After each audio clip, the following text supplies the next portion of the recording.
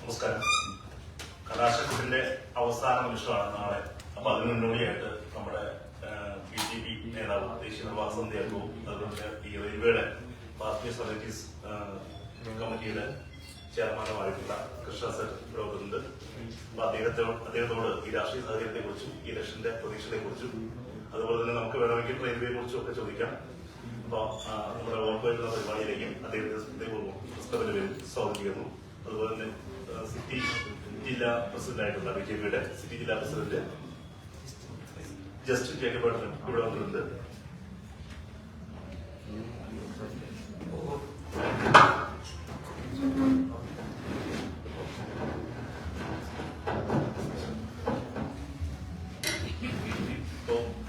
Justin ജേക്കബേട്ടന്റെയും ഈ വേദിയിലേക്ക് ഹൃദയപൂർവ്വം ക്ഷണിക്കുന്നു. ഈ രാഷ്ട്രീയ സാമൂഹിക സാഹചര്യത്തെ കുറിച്ചിട്ട് BJP പ്രതീക്ഷയെ കുറിച്ചിട്ട് അതുപോലെ തന്നെ മാറും എന്നാണ് ഈ തവണ BJP ഉയർന്ന മുദ്രാവാക്യം. ആ മുദ്രാവാക്യത്തെ കുറിച്ചെല്ലാം അദ്ദേഹം സംസാരിക്കുന്നതാണ്. അദ്ദേഹത്തിന്റെ വാക്കുകളിലേക്ക് നമുക്ക് പോകാം. അതിന് മുന്നിട്ട് വേണ്ടിയിട്ട് ബാബുവിനെ അധ്യക്ഷത സമുദായി നമ്മുടെ ഫസ്റ്റ് തദ്ദേശ ഇലക്ഷനിലെ അവസാനത്തെ വീക്ക് ബസ്സാണ് നമ്മൾ ഏകനം സംഘടിപ്പിച്ചിട്ടുണ്ട്.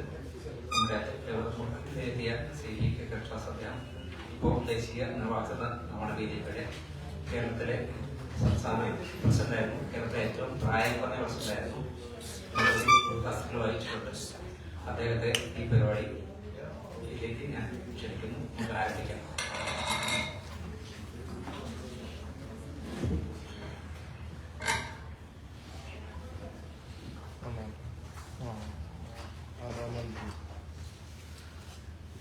ഇന്നത്തെ ഈ വോട്ട് ഫൈവിലെ അധ്യക്ഷ പദവി അലങ്കരിക്കുന്ന തൃശൂർ പ്രസ് ക്ലബിന്റെ president Shri MB Babu, joint secretary Shri Satheesh P, BJPയുടെ ജില്ലാ അധ്യക്ഷൻ ശ്രീ ജസ്റ്റിൻ, മറ്റ് മാധ്യമ സുഹൃത്തുക്കളെ നമസ്കാരം.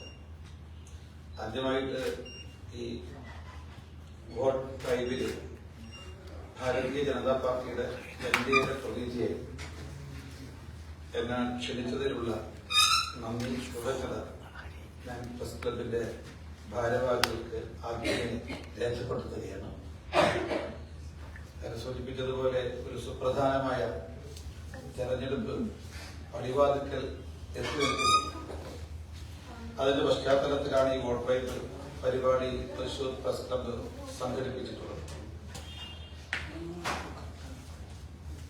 ഭാരതീയ ജനതാ പാർട്ടിയെ സംബന്ധിച്ച് ഈ തെരഞ്ഞെടുപ്പിൽ ഞങ്ങൾ കാണുന്നത് കേരളത്തിന്റെ തലവര മാറ്റി എഴുതുന്ന തെരഞ്ഞെടുപ്പായിട്ടാണ്.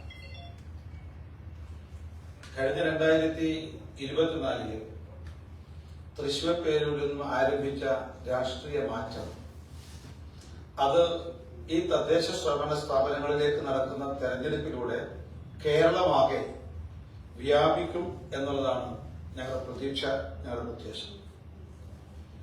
2024 തൃശ്ശൂർ പേരൂരിൽ ഉണ്ടായ രാഷ്ട്രീയ മാറ്റം അല്ലെങ്കിൽ തൃശ്ശൂരിന്റെ രാഷ്ട്രീയ മണ്ണിൽ നിന്നും ആരംഭിച്ചിട്ടുള്ള മാറ്റം എന്ന് പറയുന്നത് കേരളത്തിലെ പരമ്പരാഗത മുന്നണികളെ പൂർണ്ണമായും തറപറ്റിച്ചുകൊണ്ട് BJP നേതൃത്വം നൽകുന്ന ദേശീയ ജനാധിപത്യ മുന്നണിക്ക് തിളക്കമാർന്ന വിജയമാണ് തൃശ്ശൂരിലെ ജനങ്ങൾ നൽകിയത്. മാത്രമല്ല, ഈ 2024 ലോക്സഭാ തെരഞ്ഞെടുപ്പിൽ LDF, UDF, മാർക്സിസ്റ്റ് കോൺഗ്രസ് പാർട്ടികളുടെ ഇരട്ടത്താപ്പിൽ ജനങ്ങൾ നൽകിയ ഇരുട്ടടിയായിരുന്നു ആ തെരഞ്ഞെടുപ്പിൽ അവർക്കുണ്ടായത്. ഈ ഇരുട്ടടി ഈ തെരഞ്ഞെടുപ്പിലും ആസന്നമായ തെരഞ്ഞെടുപ്പിലും കേരളത്തിലെ മുഴുവൻ ജനങ്ങളും നൽകാൻ തയ്യാറാകും എന്നുള്ളതാണ് ഞങ്ങളുടെ കാഴ്ചപ്പാട്. ഇത് പ്രാദേശിക ഭരണകൂടത്തെ തെരഞ്ഞെടുക്കാനുള്ള തെരഞ്ഞെടുപ്പാണ്. ഞങ്ങൾ നേരത്തെ പറയാറുണ്ട് ഒരു ഡബിൾ എഞ്ചിൻ സർക്കാരിനെ കുറിച്ച്. അതെ, ഇത്തവണ കേന്ദ്രത്തിൽ വികസനത്തിനും ജനക്ഷേമത്തിനും ഊന്നൽ നൽകിക്കൊണ്ടുള്ള ഒരു ഗവൺമെന്റാണ് ഭരണം നടന്നത്. അതിനോട് ചേർന്ന് നിൽക്കുന്ന ഗവൺമെന്റുകൾ നിരവധി ഗ്രാമപഞ്ചായത്തുകളിലും ബ്ലോക്ക് ജില്ലാ പഞ്ചായത്തുകളിലും മുനിസിപ്പൽ കോർപ്പറേഷനുകളിലും ഉണ്ടാകാൻ വേണ്ടി പോകുന്നു. സത്യത്തിൽ ഒരു ഡബിൾ എഞ്ചിൻ സർക്കാരുകൾ കേരളത്തിന്റെ പ്രാദേശിക തലങ്ങളിൽ ഈ തെരഞ്ഞെടുപ്പോടുകൂടി ഉണ്ടാകും. ഞങ്ങൾ കരുതുന്നത് ഈ തെരഞ്ഞെടുപ്പോടുകൂടി ഒരു ട്രിപ്പിൾ എഞ്ചിൻ സർക്കാരിലേക്കുള്ള രാഷ്ട്രീയ യാത്ര കേരളത്തിൽ ഉണ്ടാകാൻ വേണ്ടി പോവുകയാണ്. കാരണം മലയാളികൾക്ക് LDFനെയും UDFനെയും CPMനെയും കോൺഗ്രസിനെയും പൂർണ്ണമായി അവർക്ക് മനസ്സിലാക്കിയിരിക്കുകയാണ്. ഈ രണ്ട് മുന്നണികളുടെയും രണ്ട് പാർട്ടികളുടെയും തനിനിറം ജനങ്ങൾക്ക് ബോധ്യപ്പെട്ടിരിക്കുന്നു. ഈ രണ്ട് മുന്നണികൾക്കും അവർക്ക് നേതൃത്വം നൽകുന്ന CPM കോൺഗ്രസ് പാർട്ടികൾക്കും ഇനി ഒന്നും മറച്ചു വെക്കാനുള്ള ഇവർ പൂർണ്ണമായും നഗ്നരായിരിക്കുകയാണ്. CPM കോൺഗ്രസ് ജനങ്ങളൊന്നും മറച്ചു വെക്കാനില്ല. അതിന് ഏറ്റവും പ്രധാനപ്പെട്ട ഉദാഹരണങ്ങൾ ഈ തെരഞ്ഞെടുപ്പ് അടുക്കുന്ന സമയത്ത് ഉയർന്നു വരികയാണ്. ഇപ്പൊ ഞങ്ങള് ഈ തെരഞ്ഞെടുപ്പിൽ ചർച്ച ചെയ്യണം എന്ന് ആഗ്രഹിക്കുന്നത് ഒന്ന് വികസനമാണ്, രണ്ട് വിശ്വാസം. വികസനത്തെ കുറിച്ചാണ് കൂടുതൽ ചർച്ച ചെയ്യപ്പെടേണ്ടത്. ഒപ്പം വിശ്വാസത്തെ കുറിച്ചും ചർച്ച ചെയ്യണം. കഴിഞ്ഞ 11 വർഷക്കാലം നരേന്ദ്രമോദി സർക്കാർ രാജ്യത്ത് നടപ്പാക്കിയിട്ടില്ല വികസനം. അത് സാധാരണക്കാരൻ, അധ്വാനിക്കുന്നവർ, കർഷകർ, യുവാക്കൾ, യുവതികൾ, കടലോരത്ത് താമസിക്കുന്നവർ, മലയോരത്ത് താമസിക്കുന്നവർ, മുന്നോക്കക്കാർ, പിന്നോക്കക്കാർ, ഭൂരിപക്ഷക്കാർ, ന്യൂനപക്ഷക്കാർ, എല്ലാ വിഭാഗങ്ങളെയും ചേർത്ത് പിടിക്കുന്ന അവരുടെയൊക്കെ ക്ഷേമത്തിന് മുൻഗണന നൽകുന്ന ഒരു ഗവൺമെന്റ് ആണ് രാജ്യം ഭരിക്കുന്നത്. നരേന്ദ്രമോദി സർക്കാർ അല്ലെങ്കിൽ പ്രധാനമന്ത്രി ശ്രീ നരേന്ദ്രമോദിജി രാഷ്ട്രീയത്തിന് നൽകിയ പുതിയ വ്യാഖ്യാനം വികസനത്തിൻ്റെതാണ്.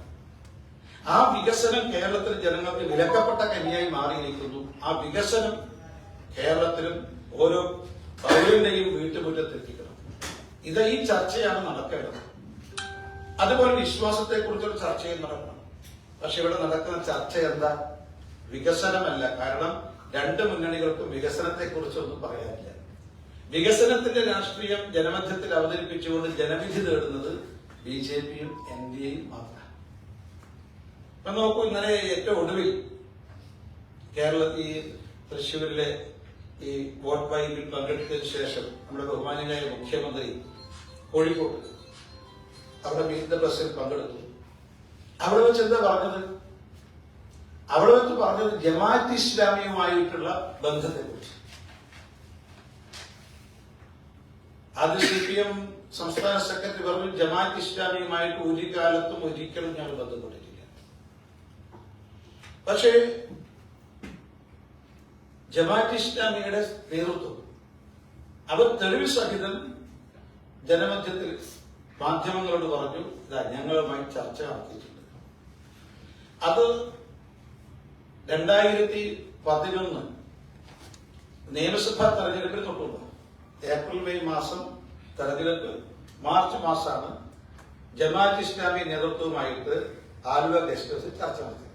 അങ്ങനെ അവരുമായി നടത്തിയ ചർച്ചകൾ, തീരുമാനങ്ങൾ ഒക്കെ അവർ പുറത്തുവിട്ടിരുന്നു. അതിന് മുഖ്യമന്ത്രി നൽകിയ പുതിയ വ്യാഖ്യാനമാണ് ഈ കോഴിക്കോട് അദ്ദേഹം പ്രഖ്യാപിച്ചത്. ഏതായാലും ജമാഅത്ത് ഇസ്ലാമിയുമായിട്ട് മാർക്സിസ്റ്റ് പാർട്ടിക്ക് ഉണ്ടായ ബന്ധം, LDFിനുണ്ടായ ബന്ധം മുഖ്യമന്ത്രി സമ്മതിച്ചിരിക്കുകയാണ്. നമ്മുടെ പ്രതിപക്ഷ നേതാവ് എന്താ പറഞ്ഞത്? ജമാഅത്ത് ഇസ്ലാമി CPMനോടൊപ്പം നിന്നപ്പോ അവർ മതേതര പാർട്ടി, ഇപ്പൊ ഞങ്ങളുടെ കൂടെയാണ്, ഇപ്പൊ അത് വർഗീയ പാർട്ടിയാണ്. അപ്പം ജമാഅത്ത് ഇസ്ലാമിയുമായിട്ട് രാഷ്ട്രീയ സഖ്യം, സഹകരണം CPM ഉണ്ടാക്കിയതായിട്ട് മുഖ്യമന്ത്രി തുറന്ന് സമ്മതിച്ചിരിക്കുന്നു. ജമാഅത്ത് ഇസ്ലാമിയുമായിട്ട് ഞങ്ങൾ ഇപ്പോൾ സഖ്യമുണ്ട്, ഞങ്ങളോടൊപ്പമാണ്, രാഷ്ട്രീയ സഹകരണമുണ്ട്, നിലമ്പൂരിൽ നിന്ന് ആരംഭിച്ചതാണ്, അടുത്ത നിയമസഭാ തെരഞ്ഞെടുപ്പിൽ തുടരും എന്ന പ്രതിപക്ഷ നേതാവ് സമ്മതിച്ചിരിക്കുന്നു. ആരാ ജമാഅത്ത് ഇസ്ലാമി? മത തീവ്രവാദ രാഷ്ട്രീയമാണ് ജമാഅത്ത് ഇസ്ലാമിയുടേത്. ജമാഅത്ത് ഇസ്ലാമിയുടെ ആശയം എന്താണ് എന്നുള്ളതിനെ കുറിച്ച് അവർക്ക് സംശയമില്ല, ആർക്കും സംശയമില്ല. അവർ മതരാഷ്ട്രവാദം എന്ന ആശയമാണ് മുറുകെ പിടിക്കുന്നത്. തീവ്രവാദമാണ് അവർ മുറുകെ പിടിക്കുന്നത്. ലോകത്തെ എവിടെ ബോംബ് സ്ഫോടനങ്ങൾ നടന്നാലും ചാവേർ ആക്രമണങ്ങൾ നടന്നാലും മൗദൂദിയൻ ആശയമാണ്, ജമാഅത്ത് ഇസ്ലാമിയുടെ ആശയമാണ് അതിന്റെ പ്രേരണാ സ്രോതസ്. അത് ഈജിപ്ത് ആയാലും ഇറാനായാലും ഇറാഖായാലും അഫ്ഗാനിസ്ഥാനായാലും പാകിസ്ഥാനായാലും ബംഗ്ലാദേശ് എവിടെയായാലും ലോകത്തിൽ അറിയപ്പെടുന്ന ഭീകര സംഘടനയുടെ ബുദ്ധി കേന്ദ്രമാണ് ജമാഅത്ത് ഇസ്ലാമി. ഇവിടെ നോക്കുന്ന കേരള ഇന്ത്യയിൽ ജമ്മു കാശ്മീരിൽ പ്രത്യേകമായ ജമാഅത്ത് ഇസ്ലാമി, ബാക്കിയുള്ള ജമ്മു കാശ്മീർ ഒഴിച്ച് ബാക്കി സ്ഥലത്ത് അവർക്ക് പ്രത്യേകമായി ജമാഅത്ത് ഇസ്ലാമി. അതായത് ജമ്മു കാശ്മീർ ഇന്ത്യയുടെ ഭാഗമല്ല എന്ന് പരസ്യമായി പ്രഖ്യാപിച്ചിട്ടുള്ള സംഘടന തീവ്രവാദ സംഘടനയാണ്. നമ്മുടെ ഐക്യത്തിനും അഖണ്ഡതയ്ക്കെതിരെ കനത്ത വെല്ലുവിളി ഉയർത്തുന്ന സംഘടനയാണ്. അതിന്റെ അവരെ ആശയത്തിൽ ആരും മാറ്റം വരുത്തിയിട്ടില്ല. അങ്ങനെ രാഷ്ട്രത്തിന്റെ ഐക്യത്തിനും അഖണ്ഡതയ്ക്കും എതിരായിട്ടുള്ള മതരാഷ്ട്രവാദം ഉയർത്തിപ്പിടിക്കുന്ന, തീവ്രവാദം ഉയർത്തിപ്പിടിക്കുന്ന ആ സംഘടനയുമായിട്ട് CPM-ന് ബന്ധം, LDF-ന് ബന്ധം, ഭരണകക്ഷിക്ക് ബന്ധം, പ്രതിപക്ഷത്തിന് ബന്ധം, കോൺഗ്രസിന് ബന്ധം എന്ന് പറയുമ്പോൾ ജനങ്ങൾ മനസ്സിലാക്കില്ല. ഏതായാലും ഈ തെരഞ്ഞെടുപ്പിന് മുമ്പ് ഈ മത തീവ്രവാദ സംഘടനയുമായിട്ടുള്ള കോൺഗ്രസിന്റെ ഇപ്പോഴുള്ള ബന്ധവും നേരത്തെ മാർക്സിസ്റ്റ് പാർട്ടിക്കുള്ള ബന്ധവും LDF-ന്റെ ബന്ധവും മറനീക്കി പുറത്തു വന്നിരിക്കുകയാണ്. അതുകൊണ്ട് ജനങ്ങൾക്ക് ഇത്തരം തീവ്രവാദ സംഘടനകളെ പോറ്റി വളർത്തുന്നവരെ ഇനിയും കേരളത്തിൽ വിജയിപ്പിക്കണമോ, അവരിനിയും കേരളത്തിന്റെ പ്രാദേശിക തലത്തിലായാലും സംസ്ഥാനത്തായാലും അധികാരം വരെ ഏൽപ്പിക്കണമോ എന്ന ചിന്ത ദേശസ്നേഹികളായിട്ടുള്ള വോട്ടർമാർക്കിടയിൽ വളർന്നു വന്നിരിക്കുകയാണ്. ഇതിന് ഈ ചർച്ച ഇരു മുന്നണികൾക്കും എതിരായിട്ട് അതിനെതിരായിട്ടുള്ള പ്രതിഫലനം ഈ തെരഞ്ഞെടുപ്പിലൂടെ ഉണ്ടാകും എന്ന് ഞങ്ങൾ പ്രതീക്ഷിക്കുന്നു. ഇപ്പൊ വേർതിരിച്ചറിയാനാവാത്ത വിധം LDF UDF ഒന്നായി കഴിഞ്ഞിരിക്കുകയാണ്. ഇനി ഞങ്ങൾക്ക് ഒന്ന് മാത്രം ഇതിന്റെ കൂടെ പറയാനുള്ളൂ. നിങ്ങൾ ജമാഅത്ത് ഇസ്ലാമിയുമായിട്ട് മാർക്സിസ്റ്റ് പാർട്ടി സഖ്യം ഉണ്ടാക്കിക്കോ, കോൺഗ്രസ് സഖ്യം ഉണ്ടാക്കിക്കോ, താത്രി കുട്ടികളുടെ മാർത്ത വിചാരം പോലെ ഇനി ജമാഅത്ത് ഇസ്ലാമി ദിവസേന അവരുമായിട്ടുണ്ടാക്കിയ സഖ്യത്തെക്കുറിച്ച്, സഹകരണത്തെക്കുറിച്ച് എന്തൊക്കെ അവർ നേടിയെടുത്തു, തിരിച്ചവർ എന്തൊക്കെ കൊടുത്തിട്ടുണ്ട് എന്നതിനെ കുറിച്ച് പുറത്തു വരാവുന്നതേ ഉള്ളൂ. ഒരു സ്മാർത്ത വിചാരം ഈ ജമാഅത്ത് ഇസ്ലാമി നടത്തുകയാണെങ്കിൽ തലയിൽ മുണ്ടിട്ടിട്ട് മാത്രമേ മുഖ്യമന്ത്രിക്കും പ്രതിപക്ഷ നേതാവിനും ഭരണ പ്രതിപക്ഷ പാർട്ടി ഈ രണ്ട് മുന്നണിയുടെ നേതാക്കന്മാർക്ക് പുറത്തിറങ്ങാൻ സാധിക്കും. പക്ഷെ ഞങ്ങൾക്ക് അവരോട് പറയാനുള്ള ഒരു കാര്യമുണ്ട്. ഇനി ഈ തീവ്രവാദ മതരാഷ്ട്ര തീവ്രവാദ സംഘടനയുമായിട്ട് രാഷ്ട്രീയ സഖ്യം ഉണ്ടാക്കിയ, സഹകരണം ഉണ്ടാക്കിയിട്ടുള്ള ഇനി ഈ മാർക്സിസ്റ്റ് പാർട്ടിയും കോൺഗ്രസും ഇനി മതേതരത്വത്തെ കുറിച്ച് വീമ്പ് പറയുന്നത് ഇതോടുകൂടി അവസാനിപ്പിക്കുക. നിങ്ങൾ മതേതരത്വം എന്ത് മതേതരത്വം ഇവർ പറയാറുള്ളത്? അപ്പോൾ ഞാൻ പറഞ്ഞു വന്നത് ഈ തെരഞ്ഞെടുപ്പ് പ്രതികരിക്കും. ഇത് രണ്ടുപേർക്കും ഇക്കാര്യത്തിൽ ഒരേ പങ്കാവുള്ളത്. ഇപ്പൊ പൂർണ്ണ നഗ്നര രണ്ടുപേരും. ഇനി അടുത്ത നോക്കൂ, നിങ്ങൾ ശബരിമല ഈ കേരള ചർച്ച ചെയ്യപ്പെടുന്ന ഒരു വിഷയം. ഈ ചർച്ച ചെയ്യപ്പെടുന്ന നിങ്ങൾ നോക്ക്, കേരള അന്താരാഷ്ട്ര തലത്തിൽ വിഗ്രഹ മോഷണങ്ങളും അതുപോലെ തന്നെ ആരാധനാലയങ്ങളും മോഷണമൊക്കെ നടന്നിട്ടുണ്ട്. പക്ഷേ ഒരു സംസ്ഥാനം ഭരിക്കുന്ന പാർട്ടികൾ ഒരു ആരാധനാലയത്തിലെ സ്വർണം കവർച്ച ചെയ്യുക, മോഷ്ടിക്കുക എന്നുള്ളത് കേട്ടുകേൾവില്ല. കിലോ കണക്കിന് സ്വർണം. പക്ഷെ മാത്രമല്ല, ഇക്കാര്യത്തിൽ ആദ്യം മാർക്സിസ്റ്റ് പാർട്ടി പറഞ്ഞത് ഞങ്ങൾക്ക് യാതൊരു പങ്കില്ല, ഉദ്യോഗസ്ഥന്മാരാണ്, പോയിട്ടില്ല. ഇപ്പൊ എല്ലാം പോയി. വലിയ സംസ്ഥാന നേതാവ് ജയിലിനകത്താണ്. പക്ഷെ ഇവിടെ ഒരു പ്രശ്നം, എന്തുകൊണ്ടാണ് സ്പെഷ്യൽ ഇൻവെസ്റ്റിഗേഷൻ ടീം ശബരിമല സ്വർണ്ണമോഷണത്തിൽ പ്രധാന പങ്ക് വഹിച്ചു എന്നതിന്റെ പേരിൽ അറസ്റ്റ് ചെയ്ത് ജയിലിലടച്ചിട്ടുള്ള ഈ പത്മകുമാറിനെതിരെ എന്തുകൊണ്ടാണ് CPM ഇതേവരെ നടപടിയെടുക്കാത്തത്? അതിനർത്ഥം പത്മകുമാർ നടത്തിയിട്ടുള്ള മോഷണം പാർട്ടി തീരുമാനത്തിന്റെ അടിസ്ഥാനത്തിലാണ്. CPM നേതൃത്വം പത്മകുമാറിനെ ഭയപ്പെടുന്നുണ്ട്. പത്മകുമാർ നടപടിയെടുത്താൽ പത്മകുമാർ ഇതിൽ ആർക്കൊക്കെ പങ്കുണ്ട്, ഏതൊക്കെ സംസ്ഥാന നേതാക്കന്മാർ പങ്കുണ്ട്, ഏതൊക്കെ മുൻ മന്ത്രിമാർക്ക് പങ്കുണ്ട് എന്ന് വ്യക്തമാക്കും. ഭയപ്പെടുകയാണ്. അപ്പൊ ഭഗവാൻ അയ്യപ്പന്റെ ഈ ശബരിമലയിലെ സ്വർണ്ണ മോഷണത്തിൽ മാർക്സിസ്റ്റ് പാർട്ടിക്കുള്ള പങ്ക് സംശയാതീതമായി തെളിഞ്ഞിരിക്കുകയാണ്. കേരളത്തിലെ വിശ്വാസികളും ഭക്തജനങ്ങളും ഇതിനെ ഗൗരവത്തോടു കൂടി കാണും എന്ന കാര്യം സംശയമില്ല. പിന്നെ മറ്റൊന്ന്, ഇപ്പൊ ഈ അന്വേഷണം സ്വതന്ത്രമായി, നിഷ്പക്ഷമായി, സത്യസന്ധമായി മുന്നോട്ട് പോകണം എന്ന് സ്വാഭാവിക മാർക്സിസ്റ്റുകാർ ആഗ്രഹിക്കുന്നില്ല. പക്ഷേ കോൺഗ്രസും ആഗ്രഹിക്കുന്നില്ല. കാരണം ഏത് കേന്ദ്ര ഏജൻസി ഈ ശബരിമലയിലെ സ്വർണ്ണമോഷണം മാത്രമല്ല, അവിടെ നടത്തിയ എല്ലാ മോഷണങ്ങളും, ഒരു 25 വർഷക്കാലം നടന്നിട്ടുള്ള എല്ലാ മോഷണങ്ങളും അന്വേഷിക്കാൻ CPM നേതാക്കന്മാരോടൊപ്പം തന്നെ കോൺഗ്രസ് നേതാക്കന്മാരും ജയിലിനകത്ത് പോകും എന്ന കാര്യം സംശയമില്ല. 25 കൊല്ലം ഓഡിറ്റ് നടത്തി ശബരിമലയിൽ. വിവിധ മാധ്യമ വിശദമാക്കുന്നില്ല, കാരണം മാധ്യമങ്ങളൊക്കെ അത് പുറത്തു കൊണ്ടുവന്നതാണ്. ഇപ്പൊ മാർക്സിസ്റ്റ് പാർട്ടിക്ക് ഉള്ള അതേ പങ്ക് തന്നെ കോൺഗ്രസിനുണ്ട് ഈ ശബരിമലയുടെ മോഷണത്തിൽ, സ്വർണ്ണ മോഷണത്തിലും, പണ്ടത്തിന്റെ മോഷണത്തിലും, പണത്തിന്റെ മോഷണത്തിലും. ഞങ്ങൾ ഇപ്പോൾ ഈ തെരഞ്ഞെടുപ്പിനോട് അടുത്ത് നിൽക്കുന്ന ഈ സമയത്ത് കേരളം ചർച്ച ചെയ്യപ്പെടുന്ന വിഷയങ്ങളായിരുന്നു. ഈ വിഷയങ്ങളിലൂടെ കോൺഗ്രസ് എന്താ, CPM എന്താ, കോൺഗ്രസ് എന്താ, LDF എന്താ, UDF എന്താ ജനങ്ങൾക്ക് ബോധ്യപ്പെടുക. പിന്നെ മറ്റൊരു വിഷയത്തെക്കുറിച്ച് ഞാൻ അതിനെക്കുറിച്ച് വളരെ വിശദമായി സംസാരിക്കണം ആഗ്രഹിക്കുന്നില്ല. പീഡനത്തിനെ കുറിച്ചാണ് മറ്റൊരു ചർച്ച. അതിനെക്കുറിച്ച് നമ്മുടെ ജനാധിപത്യ മഹിളാ അസോസിയേഷന്റെ ഒരു സമന്വിതയായ നേതാവ് മാധ്യമങ്ങളോട് സൂചിപ്പിച്ചതുകൊണ്ട് ഞാൻ ഈ പറഞ്ഞ കൂട്ടത്തിൽ തന്നെ അതിനെയും പെടുത്താം. കോൺഗ്രസ് നേതാവ് MLA നടത്തിയിട്ടുള്ള പീഡനമാണ് ആ ജനാധിപത്യ മഹിളാ അസോസിയേഷന്റെ നേതാവ് മാധ്യമങ്ങളെ മുന്നിൽ അവതരിപ്പിച്ചത്. മാധ്യമങ്ങൾ ചോദിച്ചു, നിങ്ങളുടെ പാർട്ടി നേതാക്കന്മാരും ചെയ്തിട്ടില്ലേ? പലരും ചെയ്തിട്ടുണ്ട്. പക്ഷെ അതിന് കൊടുത്ത വ്യാഖ്യാനങ്ങൾ ഞാനിവിടെ ആവർത്തിക്കുന്നില്ല. തീവ്രത, മൃദു എന്നൊക്കെ പറഞ്ഞിട്ട് എന്താ അടിസ്ഥാനത്തിൽ കേരളം ലജ്ജിച്ച് തലതാഴ്ത്തുകയാണ്. കേരളം ഭരിക്കുന്ന ഒരു പാർട്ടിയുടെ മഹിളാ വിഭാഗത്തിന്റെ സംസ്ഥാന നേതാവ് ഇത്തരത്തിൽ അതിന് പുതിയൊരു വ്യാഖ്യാനം നൽകിയത്. പക്ഷെ കോൺഗ്രസും CPM-നും ഇക്കാര്യത്തിലൊക്കെ നമുക്ക് പങ്കാണുള്ളത്. ഇവിടെ ഞങ്ങൾ മനസ്സിലാക്കുന്നത് കർണാടകത്തിലെ കോൺഗ്രസ് സർക്കാർ, കോൺഗ്രസ് MLA-ക്ക്, കേരളത്തിലെ കോൺഗ്രസ് MLA-ക്ക് സംരക്ഷണം ഒരുക്കിയിട്ടുണ്ട്. പക്ഷെ കേരളത്തിലെ CPM ഗവൺമെന്റും ഇത്തരം ആളുകളെ സംരക്ഷിക്കുകയാണോ സംശയം. അപ്പൊ ഒരു കാര്യം ഉറപ്പ്, ഞാൻ നേരത്തെ സൂചിപ്പിച്ചതുപോലെ മാർക്സിസ്റ്റ് പാർട്ടിയുടെയും കോൺഗ്രസിന്റെയും തനിനിറം ജനങ്ങൾക്ക് ബോധ്യപ്പെട്ടിരിക്കുന്നു. അവർ കേരളത്തിന്റെ മുഖ്യധാരയിലേക്ക് ഭാരതീയ ജനതാ പാർട്ടി നേതൃത്വം കൊടുക്കുന്ന ദേശീയ ജനാധിപത്യ ശക്തിയെ, മുന്നണിയെ കൊണ്ടുവരാൻ ആഗ്രഹിക്കുന്നു. അതുകൊണ്ടാണ് ഞാൻ സൂചിപ്പിച്ചത്, ഈ തെരഞ്ഞെടുപ്പിൽ ഈ പതിവ് രാഷ്ട്രീയത്തിൽ നിന്ന് കേരളം ഒരു പരിവർത്തന രാഷ്ട്രീയത്തിലേക്ക് മാറുന്നു എന്നതായിരിക്കും ഈ തെരഞ്ഞെടുപ്പിന്റെ രാഷ്ട്രീയ പ്രാധാന്യം, രാഷ്ട്രീയ പ്രസക്തി. സ്വാഭാവികമായിട്ടും ഇത് തന്നെ അടുത്ത നിയമസഭാ തെരഞ്ഞെടുപ്പിലും ആവർത്തിക്കും എന്നതാണ് ഞങ്ങളുടെ പ്രതീക്ഷ. ഈ സംസ്ഥാനത്തിന് ഗുണകരമായ ഒരു രാഷ്ട്രീയ മാറ്റമാണ് ഈ തെരഞ്ഞെടുപ്പിലൂടെ ഉണ്ടാകാൻ വേണ്ടി പോകുന്നത്.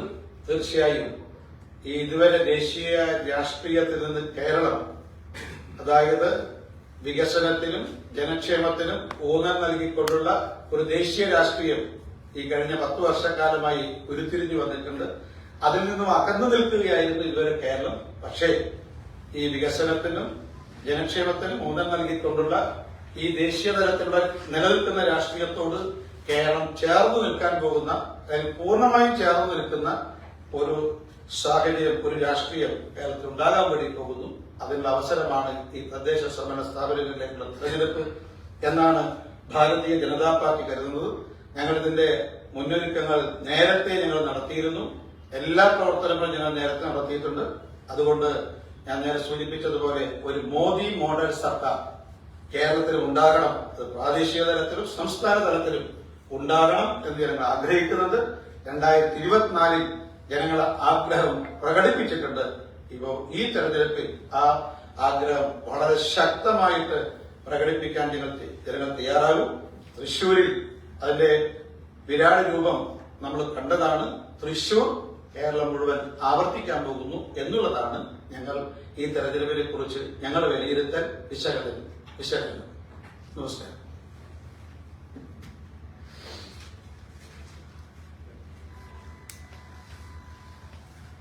ഇന്നത്തെ ഒരു സാഹചര്യത്തിൽ BJPക്ക് അമിതമായ ഒരു മേൽക്കൈ നേടാൻ കഴിയുമെന്ന് കേരള വികസനത്തിന്റെ അടിസ്ഥാനത്തിൽ പറയാൻ കഴിയും.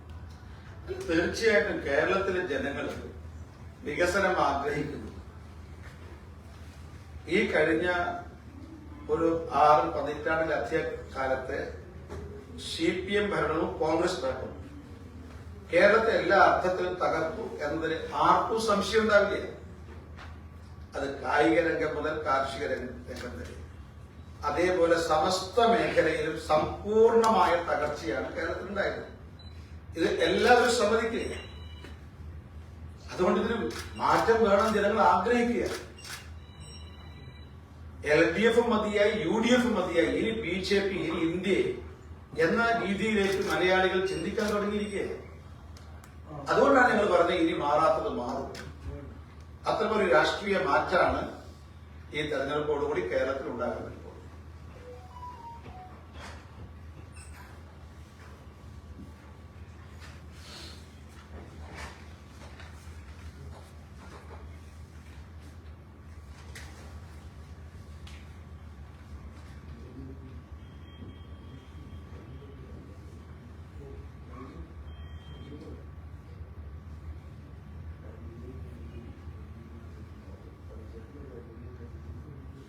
ചോദ്യങ്ങൾ വല്ലതും ഉണ്ടെങ്കിൽ ചോദിക്കാം. അല്ലപ്പോ ദേശീയ പ്രസിഡന്റ് പങ്കെടുക്കും ശരി, അല്ല കമ്മിറ്റി ഒരു കേസിൽ വിധി വന്നിട്ടുണ്ട്. വിവാദമായ കേസിൽ അതില് തിരുവനന്തപുരത്ത് BJPയുടെ സ്ഥാനാർത്ഥിയായ ശ്രീരേഖ അന്ന് ദിലീപിനൊപ്പമായിരുന്നു നോക്കുന്നത്. അങ്ങനെയൊന്നും പറഞ്ഞിട്ടില്ല.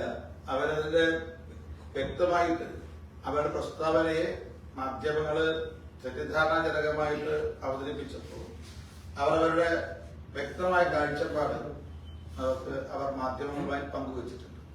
ഇക്കാര്യത്തിൽ ഞങ്ങളുടെ അഭിപ്രായം വളരെ വ്യക്തമാണ്.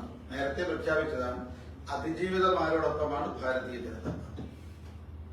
അക്കാര്യം ആരും സംശയമില്ല.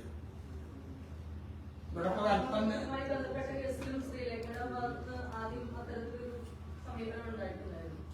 ഇല്ല, അവർ ഞാൻ സൂചിപ്പിച്ചല്ലോ, ഏറ്റവും ഒടുവിൽ അവർ നടത്തിയിട്ടുള്ള ഇങ്ങനെ ഒരു ചില അവ്യക്തതകൾ സൃഷ്ടിക്കുന്ന രീതിയിലെ പ്രചരണം ചില മാധ്യമങ്ങളുടെ ഭാഗത്ത് വന്നപ്പോ വന്നപ്പോ അവർ വ്യക്തമായിട്ട് അവർ പ്രതികരിച്ചിട്ടുണ്ട്. അതിനപ്പുറം എനിക്ക് അതിനെക്കുറിച്ചൊന്നും പറയാനില്ല. BJPയുടെ നിലപാട് വ്യക്തമായി പറഞ്ഞിട്ടുണ്ട്. അത് തന്നെയാണ് അവരുടെ നിലപാട്. അല്ല, ഇവിടെ ജില്ലാ പ്രസിഡന്റ് കൂടിയുള്ളതുകൊണ്ട് ചോദിക്കും. കുറച്ചു നേരത്തെ പത്രസമ്മേളനത്തില് കൊടുങ്ങല്ലൂർ കേന്ദ്രീകരിച്ച് BJP കടുത്ത വർഗീയ ചേരിതിരിവ് ആക്രമണം അഴിച്ചുവിടാൻ പോകുന്നുണ്ട് എന്നുള്ള ചില സ്ഥിതിവിവരങ്ങൾ വെച്ച് ഇവിടെ 40 വർഷം മുമ്പ് പ്രസ്താവിച്ചു.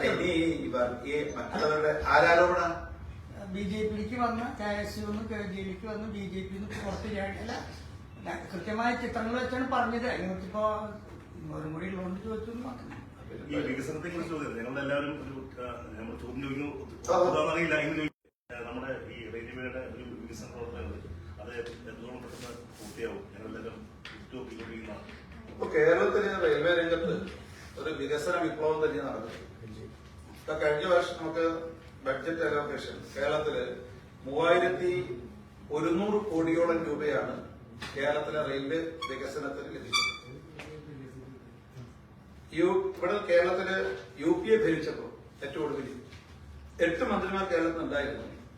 അന്ന് ഏറ്റവും ഒടുവിൽ 2013-2014 നമുക്ക് ലഭിച്ചത് 360 കോടി രൂപയാണ് കേരളത്തിലെ ആകെ റെയിൽവേ വികസനത്തിന് വേണ്ടി അനുവദിച്ചത്. ഞാൻ ഈ NDA ഗവൺമെന്റ് തൃശൂർ റെയിൽവേ സ്റ്റേഷന്റെ വികസനത്തിന് വേണ്ടി മാത്രം 460 കോടി രൂപ അനുവദിച്ചിട്ടുണ്ട്. തൃശൂർ റെയിൽവേ സ്റ്റേഷനെ ലോകോത്തര നിലവാരത്തിലേക്ക്, അതായത് വിമാനത്താവളത്തിന്റെ നിലവാരത്തിലേക്ക് ഉയർത്താൻ വേണ്ടിയിട്ടാണ് 460 കോടി രൂപ അനുവദിച്ചത്. ഇതേപോലെ 8 റെയിൽവേ സ്റ്റേഷനുകളെ വിമാനത്താവളത്തിന്റെ നിലവാരത്തിലേക്ക് ഉയർത്താൻ തീരുമാനമെടുത്തിട്ടുണ്ട്, പണം അനുവദിച്ചിട്ടുണ്ട്. തിരുവനന്തപുരം, കൊല്ലം, വർക്കല, ചെങ്ങന്നൂർ, എറണാകുളം സൗത്ത്, നോർത്ത്, തൃശൂർ, അതേപോലെ കോഴിക്കോട്. ബാക്കി 27 റെയിൽവേ സ്റ്റേഷനുകളെ സ്റ്റേഷൻ നവീകരണം അതും പ്രത്യേക രീതിയിൽ നടത്താൻ തീരുമാനിച്ചിട്ടുണ്ട്. അത്തരം സ്റ്റേഷനുകൾക്ക് 25 കോടി മുതൽ ഏതാണ്ട് 68 കോടി വരെ അനുവദിച്ചിട്ടുണ്ട്.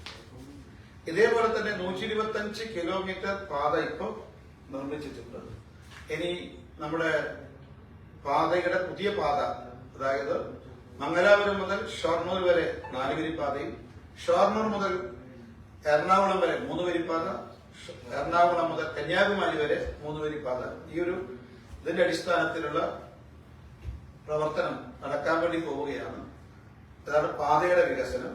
അതോടൊപ്പം തന്നെ നമ്മുടെ നിലവിലുള്ള ട്രാക്കുകളുടെ ഈ വളവ് തിരിവ് അത് മാറ്റാൻ. കാരണം ഇപ്പൊ നമ്മുടെ വേഗതയ്ക്ക് ഒരു തടസ്സം നിൽക്കുന്നത് ഈ നിലവിലുള്ള ഈ ട്രാക്കുകളുടെ വളവ് തിരിവാണ്. അത് നേരെയാക്കാൻ വേണ്ടിയിട്ട് ലിഡാർ സർവേ നടത്തിയിട്ടുണ്ട്. അതിന്റെ പ്രൊജക്ട് റെയിൽവേ മന്ത്രാലയത്തിന്റെ മുന്നിൽ എത്തിയിട്ടുണ്ട്.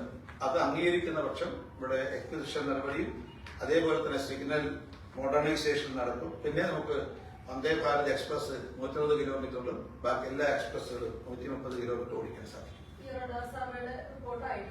റിപ്പോർട്ട് ആയിട്ടുണ്ട്. അത് മന്ത്രാലയത്തിന്റെ മുന്നിലാണത്. അത് അംഗീകരിക്കപ്പെട്ടതിന് ശേഷം പിന്നെ നമുക്ക് രണ്ടാമതിന്റെ അടുത്ത സ്റ്റെപ്പ് എക്വിസിഷൻ. കാരണം നമുക്ക് കൂടുതൽ ഭൂമി ആവശ്യമുണ്ട്. ആ ഭൂമി എക്വിസിഷൻ നടപടി ഉണ്ടാവും.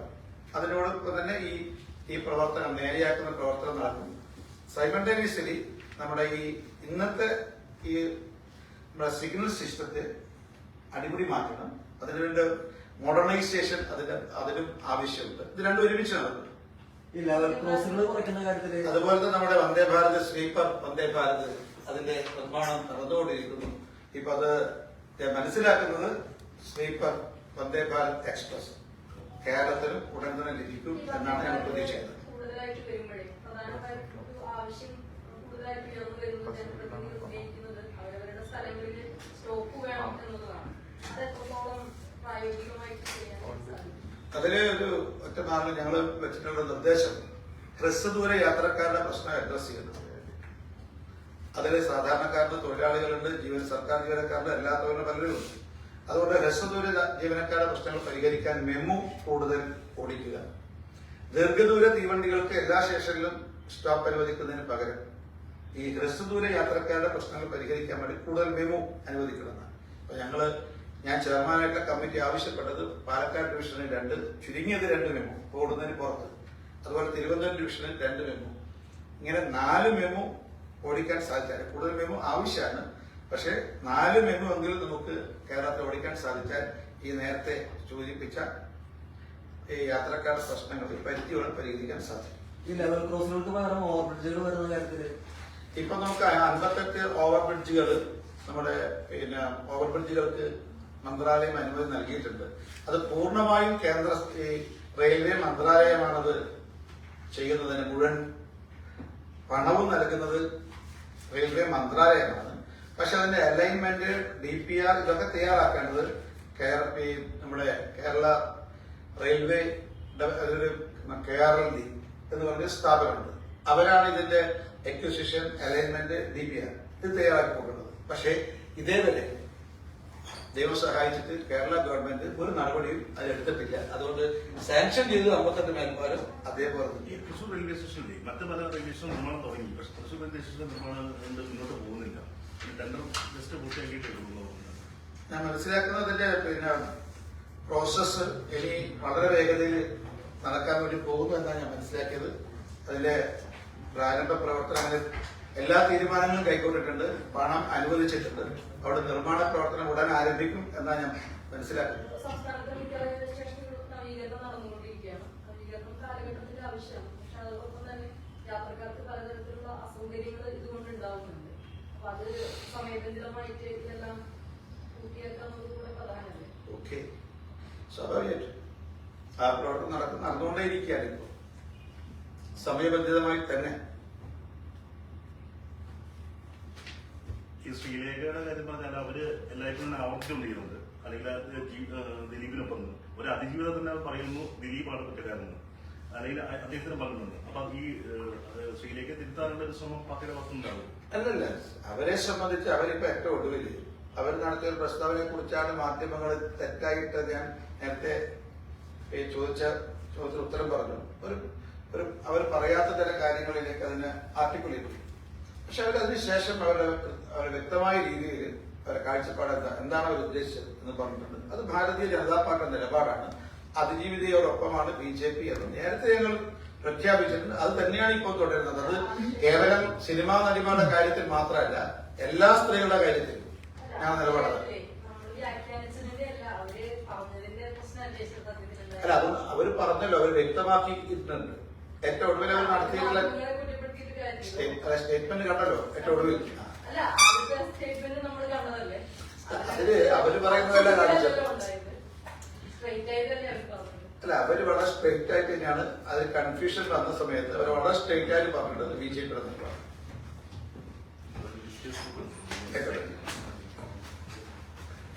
അവസാനിപ്പിക്കാം. ഈ ചടങ്ങിൽ നന്ദി പറയാൻ വേണ്ടി പ്രസ്ഥാനത്തിന്റെ നീലാംബരെ ക്ഷണിക്കുന്നു.